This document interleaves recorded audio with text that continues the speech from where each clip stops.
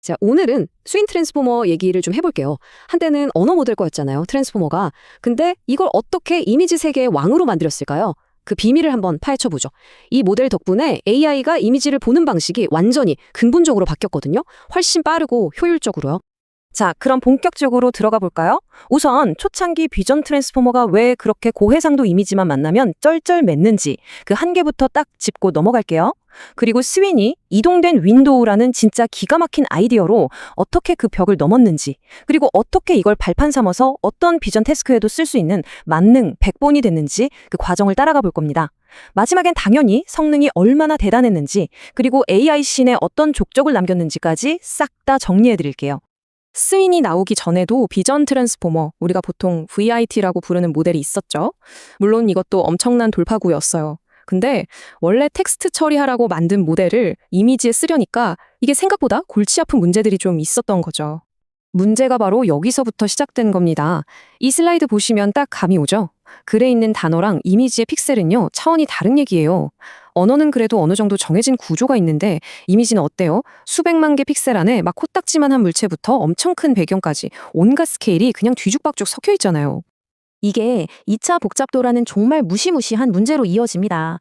BIT의 셀프 어텐션이라는 게 이미지 조각 하나하나를 다른 모든 조각이랑 일일이 다 비교하는 방식이거든요. 그러니까 이미지 해상도가 조금만 커져도, 예를 들어 2배만 커져도 계산량은 4배, 8배 이렇게 기하급수적으로 터져버리는 거예요. 이러니 고해상도 이미지는 사실상 계산이 불가능한 수준이었던 거죠. 자, 그럼 이 골치 아픈 계산량 문제를 어떻게 해결해야 할까요? 트랜스포머의 그 강력한 성능은 그대로 가져가면서 말이죠.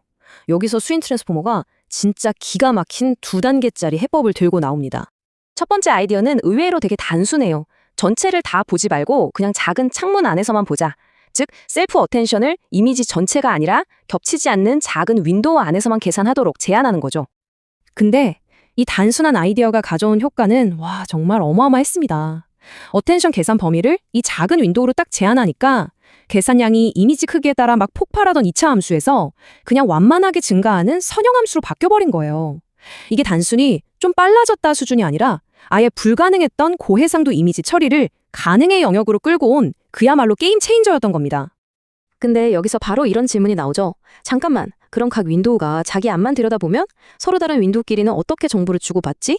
이렇게 되면 윈도우들이 다 따로 노는 섬이 되어버려서 이미지 전체를 보는 큰 그림을 놓치게 되잖아요. 바로 이 지점에서 스윈 트랜스포머의 두 번째 천재성이 빛을 발합니다. 바로 Shifted Window, 즉 이동된 윈도우라는 개념이에요. 아이디어는 이렇습니다. 한 레이어에서는 이렇게 딱딱 나눠진 격자 안에서 어텐션을 계산해요. 그리고 바로 다음 레이어에서는 그 격자를 창문 크기의 절반만큼 싹 이동시키는 거예요. 그럼 어떻게 될까요? 새로 생긴 창문들이 이전 창문들의 경계선을 정확히 가로지르게 되겠죠. 바로 이렇게 해서 옆 동네 창문이랑 자연스럽게 정보를 섞는 겁니다. 아주 효율적으로요. 자, 이렇게 계산 효율성 문제를 기가 막히게 해결한 스윈은요, 여기서 멈추지 않고 컴퓨터 비전 분야의 진정한 만능키가 되기 위한 또 하나의 핵심 기능을 장착합니다. 기존 VIT는 이미지를 그냥 바둑판처럼 똑같은 크기의 조각으로만 나눴잖아요. 근데 스윈은 달랐어요. 마치 우리가 카메라 줌을 땡기듯이 처음엔 작은 패치로 디테일을 보고 레이어가 깊어질수록 주변 패치들을 합쳐서 점점 더 넓은 영역을 보게 만들었죠. 이게 바로 수십 년간 컴퓨터 비전의 왕이었던 CNN, 합성곱 신경망의 핵심 아이디어를 트랜스포머에 그대로 이식한 거예요. 이 덕분에 스윈은 이미지 속 작은 물체와 큰 배경을 동시에 아주 효과적으로 파악할 수 있는 능력을 갖추게 된 겁니다. 논문 저자들도 바로 이 점을 강조했어요. 이 계층적 아키텍처가 모델에게 엄청난 유연성을 준다고요.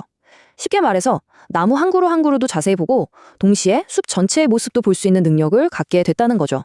이게 왜 중요하냐면 단순한 이미지 분류를 넘어서서 이미지 안에서 물체가 어디 있는지 찾아내고 픽셀 단위로 영역을 나누는 그런 복잡한 일들을 아주 잘 해낼 수 있는 기반이 됐기 때문이에요. 자, 이론은 완벽해 보이죠?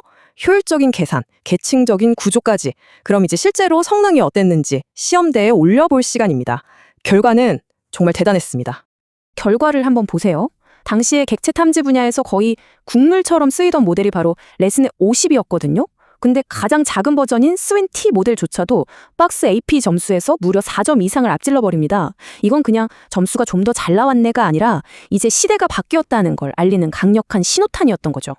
이런 압도적인 모습은 시멘틱 세분화에서도 그대로 이어졌습니다. 이번엔 상대가 누구였냐면 스윈처럼 트랜스포머를 기반으로 한 선배 모델 DIT-S였어요. 비슷한 계산 자원을 썼는데도 불구하고 결과는 스윈 S가 MIOU 점수에서 무려 5점 이상 차이를 내면서 그냥 압승을 거둬버립니다. 아, 이게 바로 윈도우 어텐션과 계층 구조의 힘이구나 하고 모두가 깨닫는 순간이었죠. 그리고 마침내 컴퓨터 비전 분야의 끝판왕, 벤치마크라고 할 수 있는 코코 데이터셋에서 스윙 트랜스포머는 새로운 역사를 씁니다. 당대 최고 기록을 무려 2.7 박스 AP나 경신하면서 새로운 챔피언의 자리에 오른 거죠. 이 숫자는 그냥 숫자가 아니었어요. 스윈의 시대가 공식적으로 시작됐음을 알리는 선언문이나 다름없었습니다.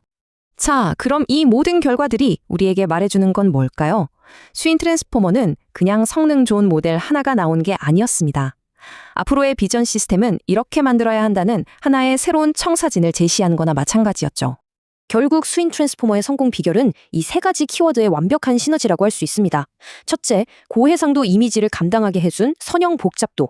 둘째, CNN의 장점을 흡수해 나무와 숲을 모두 보게 한 계층적 특징. 그리고 마지막으로 이 모든 걸 아주 똑똑하게 연결해준 이동 윈도우 메커니즘. 이 세 박자가 딱 맞아 떨어지면서 어떤 컴퓨터 비전 문제에도 갖다 쓸 수 있는 강력하고 압도적인 만능 백번이 탄생한 겁니다. 스윈 트랜스포머는 트랜스포머가 단순히 글만 잘 읽는 똑똑히가 아니라 세상을 정말 잘 볼 수도 있다는 걸 모두에게 증명해 보였습니다. 오랫동안 나뉘어 있던 비전과 언어라는 두 세계 사이의 벽을 허물어버린 거죠. 그리고 이건 진정한 의미의 통합 AI 모델로 가는 길을 활짝 열어준 셈입니다. 자, 이제 AI는 글을 읽는 것만큼이나 세상을 잘 보게 됐습니다. 그렇다면 그 다음은 과연 어디를 향하게 될까요?